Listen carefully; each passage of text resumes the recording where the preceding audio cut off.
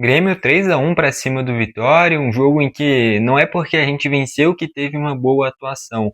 O Grêmio de novo não apresentou um bom futebol, mas pelo menos saiu com a vitória. Só antes de continuar com o vídeo, eu queria destacar o seguinte: eu separei a camisa 3 do ano passado, aquela preta com detalhe azul mais claro e branca, muito bonita, e deixei o link aí nos comentários. O Grêmio nessa partida estreou a camisa 3 dessa temporada, lindíssima por sinal. E como já lançou a dessa temporada, a da anterior daqui a pouco vai desaparecer, não vai ter mais nenhum lugar para comprar. Então, se você gosta dela, já fica a sugestão do link aí nos comentários. Sobre como foi o jogo, não foi uma atuação brilhante, muito pelo contrário, é um primeiro tempo muito equilibrado, o jogo inteiro, no geral, foi muito equilibrado, o placar é, de certa forma, mentiroso até, não é porque eu torço para o Grêmio que eu vou falar que foi uma atuação espetacular, longe disso. A grande novidade, a grande notícia foram as mexidas do segundo tempo, a entrada principalmente do Aravena, do Amuso e até do Cristaldo. Esses caras sim mudaram o jogo, daqui a pouco eu chego na atuação individual deles. Primeiro gol da partida já na reta final do primeiro tempo, num lance em que no segundo tempo, no início do segundo tempo, logo depois da gente tomar um empate, o Grêmio só fazia isso, que era a dependência da cobrança de lateral do Marcos Rocha. E o gol do 1-0 sai assim, uma cobrança de lateral do Marcos Rocha, termina em um cabeceio do Edenilson, uma grande defesa do Lucas Arcanjo, única defesa dele, de certa forma minimamente difícil no jogo, foi nesse cabeceio do Edenilson. A bola fica viva e o André converte, faz ele 1-0. Na volta do segundo tempo, o Grêmio volta já com muito medo, cara, e é isso que mais me incomoda no comando do Mano Menezes. O Grêmio joga como time pequeno, pode ter vencido por 3-1, pode embalar uma sequência boa de resultados, tanto é que nos últimos 3 jogos a gente conquistou 7 pontos, né, 2 vitórias e um empate, mas o Grêmio sempre vai ter uma postura de time pequeno com o Mano Menezes. E logo depois de só fazer 1-0, na volta do segundo tempo, já estava todo mundo lá atrás, os pontas na linha dos laterais, e é por isso que o Grêmio tomou gol. Na bola alçada na área, e quem estava marcando o Cáceres, que é um lateral mediano, né, o torcedor do Cruzeiro e do Vasco não deve sentir a mínima saudade dele, e o Pavão faz o corte, e não era nem pro Pavão estar ali. E ele faz o corte, dá o azar da bola sobrar no pé do Aitor, né, meio campista espanhol do Vitória, não sei onde o Vitória arranjou esse cara, por sinal, fez o gol, mas perdeu 2 gols claríssimos no primeiro tempo, errou várias jogadas, não é porque o cara fez o gol que fez uma grande atuação, né? Enfim, e ali saiu o gol de empate do Vitória, cara, com 4 do segundo tempo saiu esse gol, e o Grêmio já estava todo fechadinho lá atrás, então, já mostra essa postura pequena. Não é porque tá ganhando que você tem que começar a se retrancar, cara. Se fosse 40 do segundo tempo, 35 do segundo tempo, eu entenderia, como foi o que aconteceu no segundo tempo mesmo.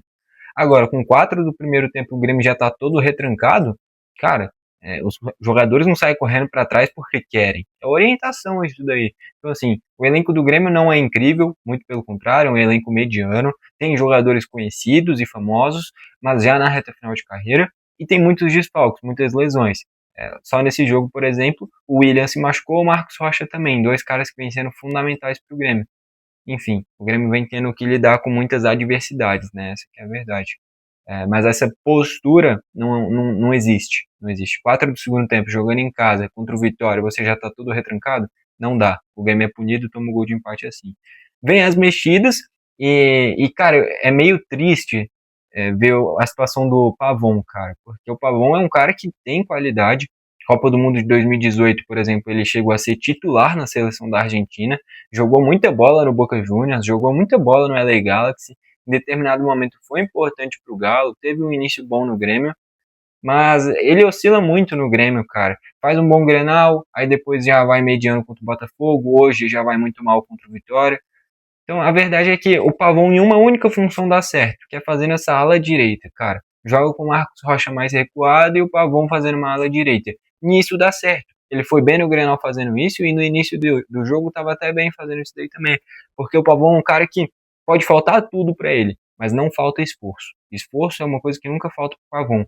E ver um cara que corre tanto, que se esforça tanto, que é comprometido com o Grêmio, um cara que com a carreira dele com certeza já teve proposta para sair do Grêmio e não saiu, e quer dar a volta por cima, só que simplesmente as coisas não fluem, e foi muito triste, pelo menos para mim, né, ver o Pavão saindo da forma como saiu, ser substituído sendo vaiado, muito vaiado, provavelmente ele estava chorando no banco de reservas, que ele tapa a camiseta no rosto, é uma situação complicada, sinceramente eu acho que tem alguns jogadores do Grêmio que já deveriam ter saído. Pro Grêmio seria melhor e pro jogador também. O caso do Gabriel Grando, um excelente goleiro, entre ser reserva de um time grande, como é o caso dele, que nunca vai pegar a vaga de titular do Volpe, só jogou porque o Volpe estava com desconforto, é melhor você ser titular em um time mediano do que você ser reserva em um time grande, é isso que eu penso. O Pavon, toda hora sendo xingado, é melhor sair do Grêmio e ir para uma equipe nem que seja menor, mas você conseguir ter mais moral no time. Então, assim, tem vários jogadores nesse formato de estado atual no Grêmio. E isso daí é ruim pro jogador e ruim pro Grêmio, porque o cara não tem confiança, não rende e o nível dos jogadores vai baixando com isso.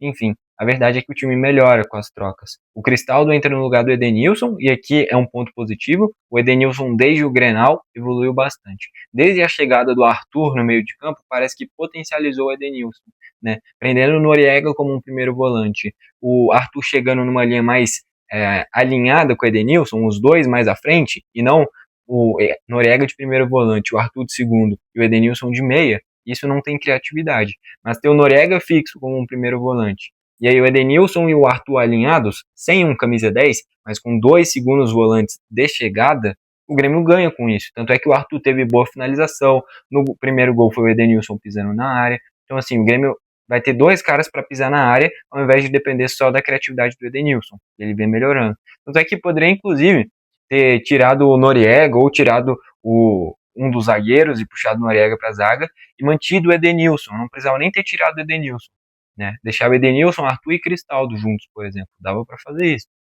Mas enfim, a escolha do Mano foi tirar o Edenilson e o Cristaldo entra muito bem. Ele dá um grande passe que foi o gol que resulta no 2-1, gol do Amuso, outro cara que entrou muito bem. E não é nem sendo oportunista, tá? Mas na minha visão, quando o William sai machucado no primeiro tempo, tinha que ter entrado o Amuso. E eu acho que a entrada do Alisson foi o que queimou o Pavon. Porque, que nem eu falei, o Pavon só rende jogando por essa ala direita. E o Alisson também só rende jogando por essa ala direita. Com a entrada do Alisson, puxou o Pavon para o outro lado. Puxando o Pavon para a esquerda, você neutraliza o Marlon, porque perde esse espaço todo do Marlon. O Pavon é um cara que fica muito mais aberto do que o William. O Pavon fica quase que na linha lateral, e o William é um cara que estava quase virando um meia de criação no Grêmio. Então, assim, muda muito a característica. E se você tivesse tirado simplesmente o William e colocado o Amuso, por mais que o Alisson hoje seja mais importante e mais regular do que o Amuso, colocando o Amuso você manteria muito mais as características, um ponta destro que pode vir para o meio. E o Pavon é um cara que fica muito mais aberto. Então eu acho que ali o Mano pode ter errado, mas ele optou por ir na segurança, no cara que vive o melhor momento, mais regular, que é o Alisson, do que o Amuso. Enfim, no final das contas deu tudo certo, é isso que interessa, mas o Pavon acabou pagando o pato por ter ido para a meia esquerda e piorado demais o desempenho dele. Já o Amuso entrou muito bem. Ele pisa na área, cara a cara, faz ali o gol do 2-1. O gol do 3-1, outro mérito do Mano Menezes. Ele já tinha falado na entrevista do Grenal, quando o Carlos Vinícius se lesiona, que ele ia utilizar o Aravena como centroavante. E foi isso que aconteceu. Uma mudança muito drástica do André para o Aravena é a movimentação. Porque o André é um centroavante leve, então ele tem um bom passe. Só que o Aravena é um ponta jogando mais centralizado. Então o que acontece? Quando a bola chegava em algum meio de criação do Grêmio, ao invés do Aravena fazer o pivô, o Aravena atacava o espaço. E é ali que o Grêmio encontrou muitas oportunidades. E o Aravena quase fez um golaço, arrancando da direita para o meio, acabou sendo desarmado. Teve outra finalização em uma grande jogada pela esquerda do Cristaldo, que ele cruzou para o meio e por pouco a bola não entra, o Raul Cáceres acaba interceptando ela, até que sai o gol do Aravena, uma jogadaça do Amuso indo para o X1 contra o Raul Cáceres, o grande vilão do Vitória. Ele participa no primeiro gol, né, o único do Vitória, onde ele ataca o espaço e o Pavon corta errado. Fora isso, defensivamente ele foi muito mal, o Grêmio se criou muito pelo lado dele, e o gol do 3-1, assim como o do 2-1, foi em cima dele. Esse do 3-1, o cruzamento do Amuso, o Aravena consegue um domínio muito difícil, finaliza muito bem para fechar o placar nesse 3-1. No final das contas, é um futebol ainda ruim do Grêmio. O Grêmio não pode sofrer tanto para vencer de uma equipe tão fraca. Acho que até o torcedor do Vitória vai concordar comigo que esse time do Vitória é ruim. Até um mês atrás tinha tomado 8-0 do Flamengo. Não consegue ganhar de ninguém. Foi a estreia do Jair Ventura. É um time que o Renato Kaiser é o principal nome do time. E o Kaiser está se dedicando muito no Vitória, mas não fez um bom jogo, por sinal. E o Grêmio não pode sofrer tanto para vencer assim, cara. E é por isso que nos últimos jogos a gente conseguiu empatar em casa com o Ceará, perder para o Sport em casa, perder para o Mirassol em casa e empatar com o Botafogo em casa. Aqui eu tô falando de 2 empates e 2 derrotas. E o Grêmio jogando em casa, os únicos times que era pro Grêmio perder ponto era Flamengo e Palmeiras, aí tudo bem. O restante é pro Grêmio ganhar, cara. O Grêmio não deve nada para as outras equipes jogando em casa, né? Porque tem equipes melhor estruturadas, que são até melhores, mas jogando em casa tudo fica nivelado. E não é isso que vem acontecendo, porque o Grêmio não conseguiu ganhar do Ceará, o Grêmio perdeu em casa pro Sport. São pontos que não vão voltar mais. São jogos que você não vai ter essa facilidade. Os adversários fracos, sobrou quem agora? O Grêmio já jogou contra o Sport, já jogou contra o Ceará, já jogou contra o Vitória. Vai sobrar quem? A gente tá pegando os times fracos e trocando pontos. Era para ganhar todos esses pontos, porque quando chegar os jogos difíceis, dificilmente a gente vai ganhar. Então, assim, é uma vitória importante, são 3 pontos importantíssimos, mas que não anula os 4 últimos jogos em casa, que era para ter vencido todos eles, não há adversário impossível ali. O Sport que era para vencer com tranquilidade, o Ceará que era para vencer com tranquilidade, o Mirassol que faz uma grande campanha, beleza, parabéns pro Mirassol, é obrigação do Grêmio ganhar em casa. O Botafogo oscilante era pro Grêmio ganhar também, então assim, aqui é pro Grêmio ter feito em casa nesses últimos 4 jogos que eu citei, 12 pontos. E o Grêmio fez 2 pontos, são 10 pontos que não vão voltar mais. Se o Grêmio tivesse feito o dever de casa dele contra essas equipes, a gente estaria fortemente brigando por G4. São esses detalhes que fazem uma equipe ficar lá em cima, no meio da tabela, ou lá embaixo. E mesmo tendo um futebol ruim, se conseguisse essas vitórias como teve hoje, por exemplo, contra o Vitória, contra esses outros adversários, ninguém ia estar falando nada do Mano Menezes. Você tendo desempenho ruim, mas resultados bons, perfeito. O importante é o resultado final. Só que a questão é que oscila muito. Joga mal todo jogo, mas às vezes pontua, outras vezes não. A verdade é que o Grêmio precisa melhorar muito. Outro ponto muito positivo que eu gostei foi o Arthur. O Arthur nesse jogo lembrou o Arthur de 2017. Fez o que quis no meio de campo, chegou à frente para finalizar, girava de um lado para o outro. Foi a melhor atuação do Arthur desde a volta dele, jogou muito bem.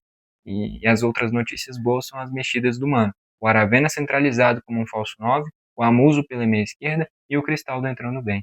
Enfim, o desempenho no geral do Grêmio tem que melhorar muito, mas existem sim notícias boas, e logicamente a principal delas é a vitória. Enfim, foi esse o vídeo, valeu e falou!